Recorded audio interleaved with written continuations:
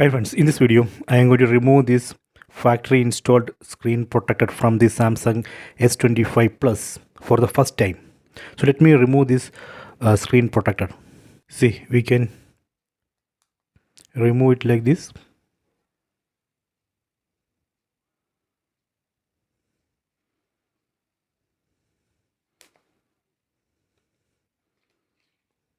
Done. After that, let me turn on. Press and hold this power button on the right side.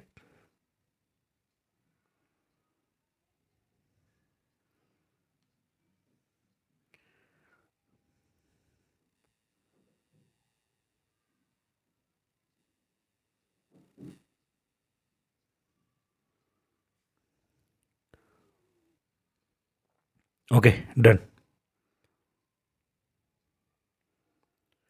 So I need to complete the setup. So I hope you have enjoyed this video. Please subscribe this channel. Please like and share the video.